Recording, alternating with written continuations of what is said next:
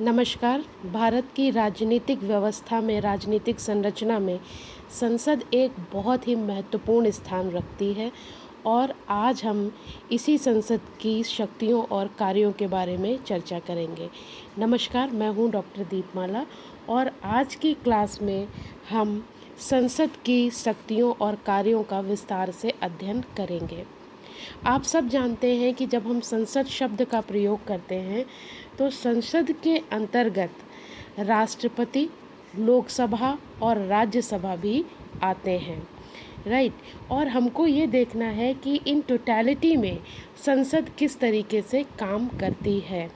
जो संसद का जो मूल काम है वो है विधि का निर्माण करना, यानी कि कानून का निर्माण करना। उसको एक लॉ मेकिंग बॉडी भी कहा जाता है कि वो एक कानून बनाने वाली संस्था है। लेकिन हम देखते हैं कि संसद जो है वो सिर्फ कानून को बनाने का काम नहीं करती है, सिर्फ लॉ मेकिंग बॉडी नहीं है। संसद जो है वो मल्टी फंक्शनल बॉडी है और वो बहुत सारे काम आपके लिए करती है। तो आप देख सकते हैं कि जो भारतीय संसद है वो आपके लिए विधायी कार्य भी करती है, कार्यकारी कार्य भी करती है, उसके पास वित्तीय शक्तियाँ और कार्य भी हैं, संवैधानिक शक्तियाँ भी हैं, न्यायिक शक्तियाँ भी हैं, निर्वाचन संबंधी शक्तियाँ भी हैं और इसके अलावा अन्य शक्तियाँ भी उसके पास में हैं। तो हम एक एक करके बात करते हैं इन सब के बारे में और देखने की कोशिश करते हैं कि भारतीय संसद आखिर अपने काम को किस तरीके से करती है और उसके पास क्या क्या शक्तियां हैं।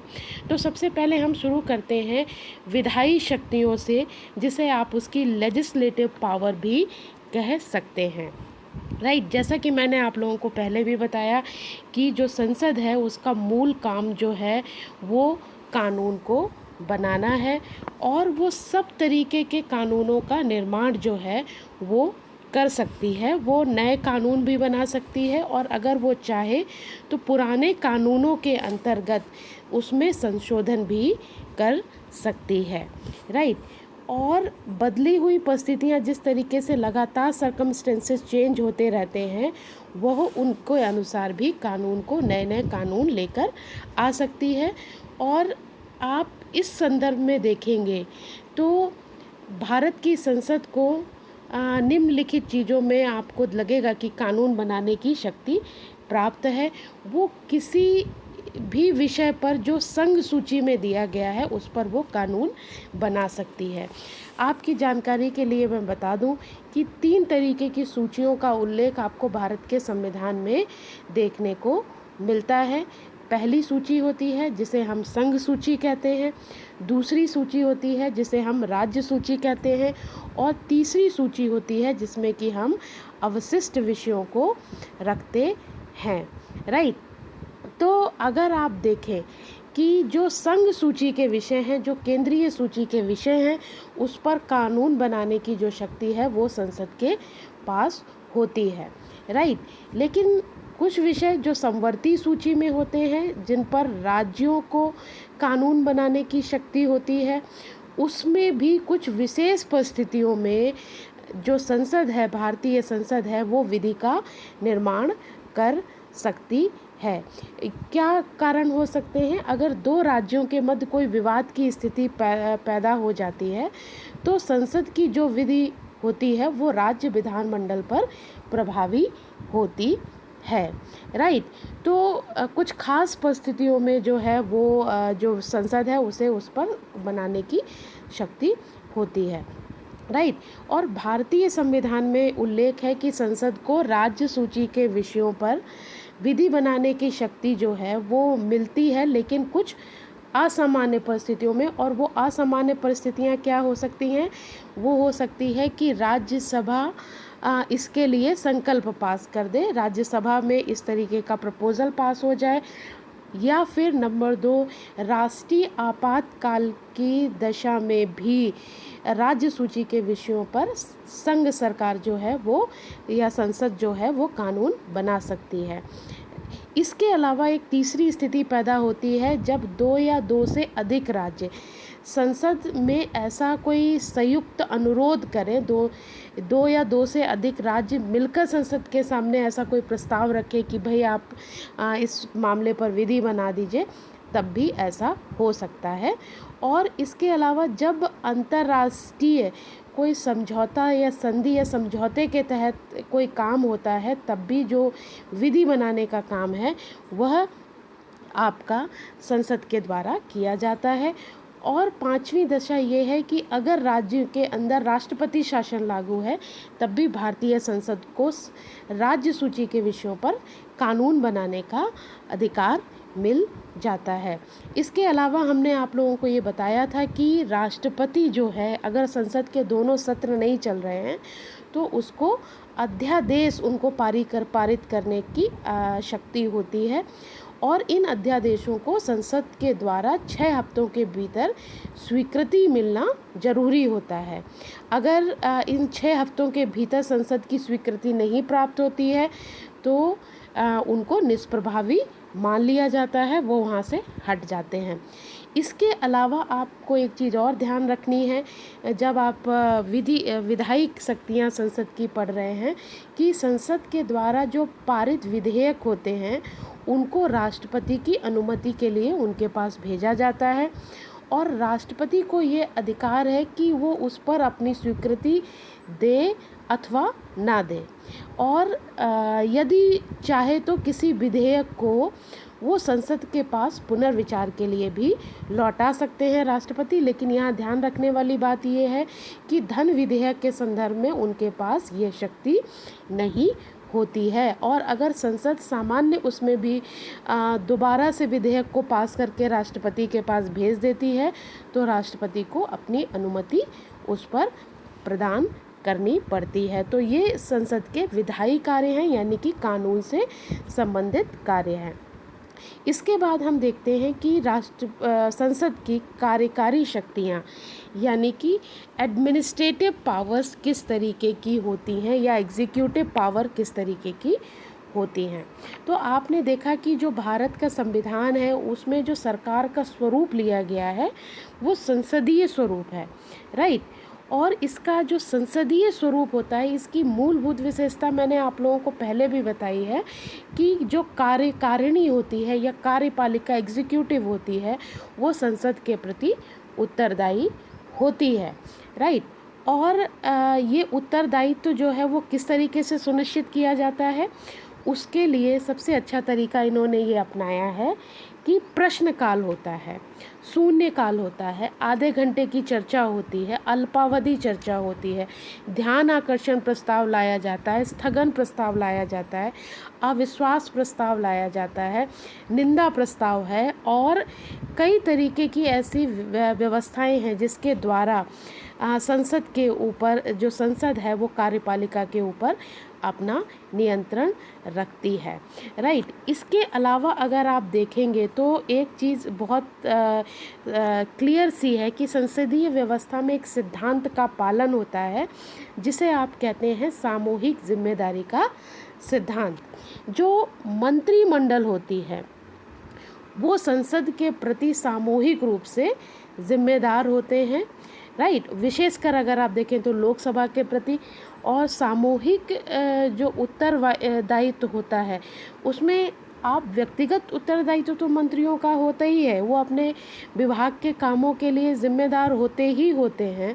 लेकिन इसके साथ साथ वो अपने पद पर तभी तक रह सकते हैं जब तक कि उनकी सरकार को लोकसभा के अंदर विश्वास मत या बहुमत हासिल है, राइट। और अगर संसद चाहे तो मंत्रिपरिषद के प्रति अविश्वास प्रस्ताव लाकर उसको हटा भी सकती है, राइट। अब एक सवाल आता है, बहुत ही इंटरेस्टिंग सी चीज़ ये है कि लोकसभा जो है वो सरकार के प्रति अपने अविश्वास को किस तरीके से जाहिर करती है, किस तरीके से प्रकट करती है। तो उसमें सबसे पहला तरीका है कि राष्ट्रपति जब उद्घाटन भाषण पर धन्यवाद प्रस्ताव जो आता है उसको वो पारित नहीं करे, या वो धन विधेयक को अस्वीकार कर दे, या निंदा प्रस्ताव या स्थगन प्रस्ताव पास कर दे।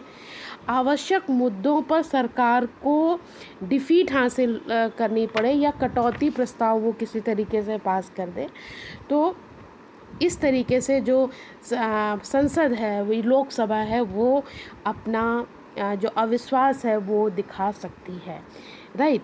तो हम कुल मिलाकर देखते हैं कि जो एग्जीक्यूटिव पार्ट है उसमें आपको इस बात को ध्यान में रखना है कि भारत के अंदर संसदीय व्यवस्था को अपनाया गया है, और संसदीय व्यवस्था को अपनाने के कारण ही वहाँ पर जो कार्यकारिणी है यानी कि एग्जीक्यूटिव है वो संसद के प्रति जिम्मेदार होती है। दूसरी चीज़ आपने ध्यान रखनी है कि बहुत सारे ऐसे प्रोविज़न्स हैं जिसके माध्यम से व्यवस्थापिका जो है यानी कि संसद जो है वो कार्यपालिका को जिम्मेदार बनाए रखती है। इसके बाद आपको हम बात करते हैं तीसरे तरीके की शक्ति के ऊपर, जिसे आप कहते हैं वित्तीय शक्तियाँ, यानी कि फाइनेंशियल पावर्स क्या क्या हैं और उसके संसद के इस रेफरेंस में काम क्या क्या हैं। तो वित्तीय शक्तियों की अगर आप बात करें, राइट, तो संसद की सहमति के बिना, विदाउट परमिशन ऑफ पार्लियामेंट, जो एग्जीक्यूटिव है, कार्यपालिका है, वो किसी भी तरीके के कर की उगाही नहीं कर सकती है। किसी भी तरीके का ना कर लगा सकती है, ना भी किसी प्रकार का वो व्यय कर सकती है। जो शासन के अलग अलग विभाग हैं उनके व्यय का जो अनुमान है कि हर डिपार्टमेंट में कितना पैसा खर्च होगा, इसको संसद के सामने रखना पड़ता है, राइट। तो बजट आता है इसके लिए, और बजट के माध्यम से संसद जो है वो सरकार को अगले वर्ष में आय और व्यय का अनुमानित जो वो होता है उसको प्रस्तुत किया जाता है, और उसके माध्यम से काम आगे होता है, राइट।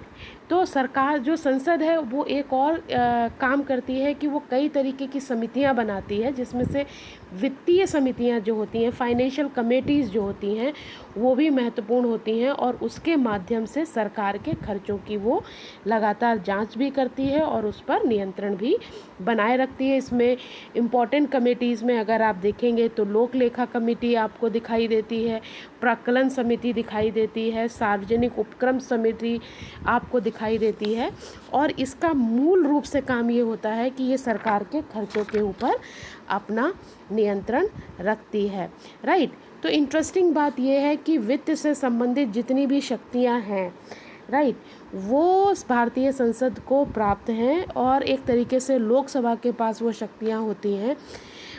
जो बजट है या कर संबंधी जो प्रस्ताव हैं वो आपको ध्यान में रखना है कि वो लोकसभा में ही पेश किए जा सकते हैं। ये बजट जो है वो राज्यसभा में कभी भी प्रस्तुत नहीं किया जाता है, बल्कि वो लोकसभा में ही प्रस्तुत किया जाता है। और इसके अलावा अगर कर संबंधी भी कोई प्रस्ताव है तो उसे भी आप लोकसभा में ही पेश कर सकते हैं, उसे आप राज्यसभा में पेश नहीं कर सकते हैं। अगर धन विधेयक है तो धन विधेयक को भी लोकसभा पास करती है, और फिर इसके बाद वो राज्यसभा को भेजा जाता है। लेकिन राज्यसभा अगर कोई संशोधन करके वापस भेजती है तो लोकसभा जो है वो उसको मानने के लिए बाध्य नहीं है। इसके अलावा आपने एक चीज़ और देखनी है जब आप वित्तीय शक्तियाँ संसद की देख रहे हैं, कि बजट के अंदर कुछ ऐसी भी मदें होती हैं जो भारत के कंसोलिडेटेड फंड ऑफ इंडिया का जो होता है उससे निकाली जाती हैं, राइट। और इसका मतलब ये होता है कि उसके लिए हर साल संसद से आपको स्वीकृति नहीं लेनी है अगर आप कंसोलिडेटेड फंड से काम कर रहे हैं, राइट।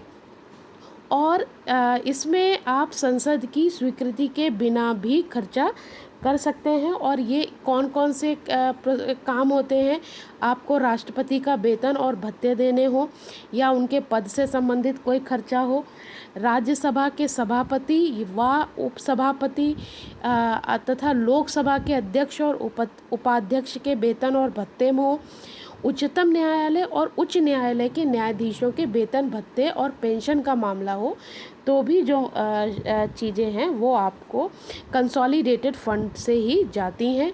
वहाँ पर आपको हर साल संसद से परमिशन लेने की ज़रूरत नहीं पड़ती है। तो ये वित्तीय शक्तियाँ हैं आपके भारतीय संसद की।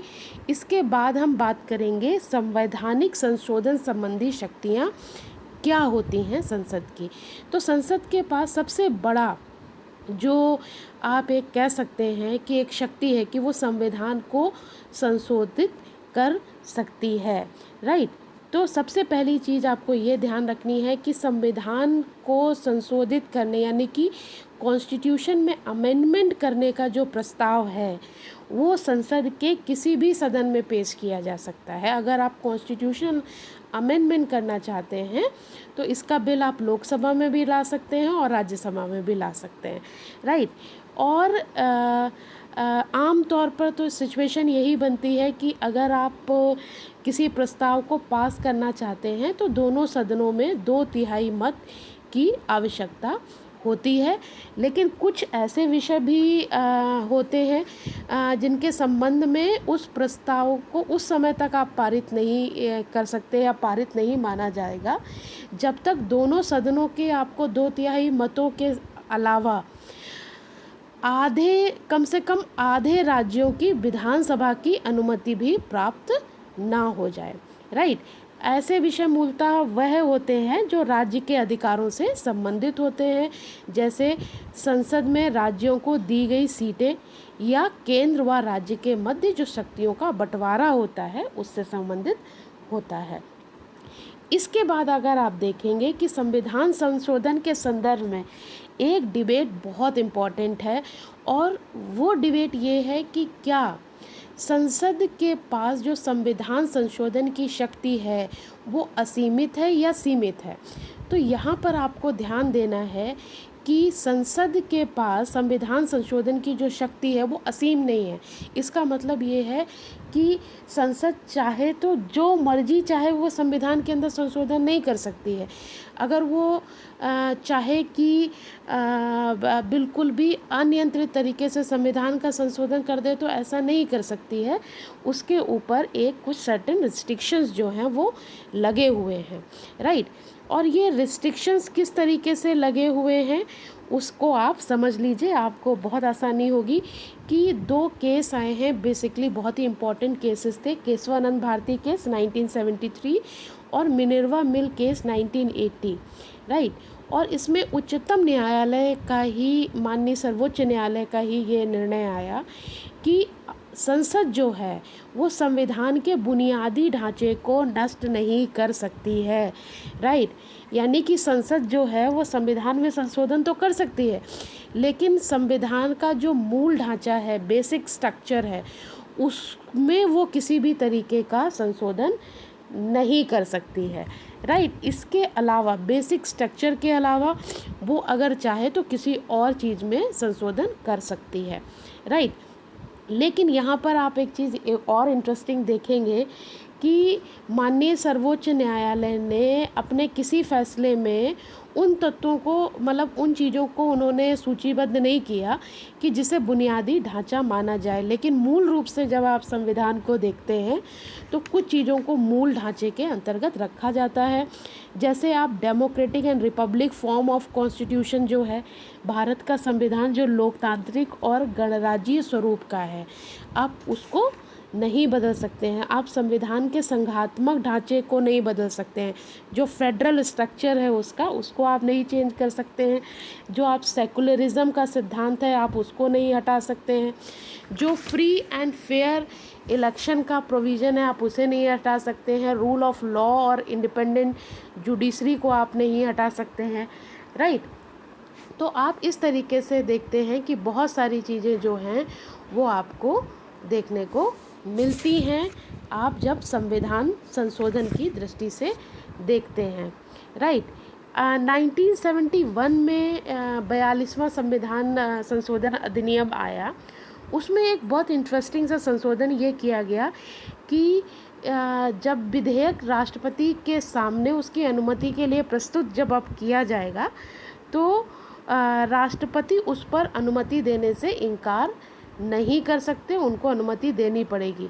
लेकिन किस मामले में? अगर मैटर संविधान संशोधन से संबंधित है, तब ऐसा वो कर सकता है। इसके अलावा अगर आप देखेंगे तो भारतीय संसद के पास एक मूल और काम होता है, उसकी होती है जुडिशियल पावर, जिसे आप कहते हैं न्यायिक शक्तियाँ और कार्य।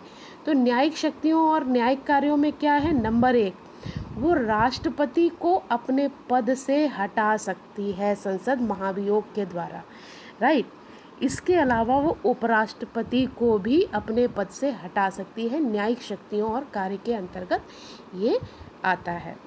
इसके बाद अगर आप देखेंगे तो जो तीसरी शक्ति है वो किस रूप में है कि वो उच्चतम न्यायालय, मुख्य न्यायाधीश जिसमें शामिल है, के अलावा उच्च न्यायालय के न्यायाधीशों, मुख्य चुनाव आयुक्त, नियंत्रक और महालेखा परीक्षक को हटाने के लिए राष्ट्रपति से सिफारिश कर सकती है। इसके अलावा जो चौथी सबसे इम्पोर्टेंट शक्ति है कि वो अपने सदस्यों या बाहरी लोगों को इसकी अवमानना या विशेषाधिकार के उल्लंघन के लिए दंडित भी कर सकती है। तो ये 4 प्रमुख न्यायिक कार्य और शक्तियाँ जो हैं वह भारतीय संसद के आपको दिखाई देते हैं।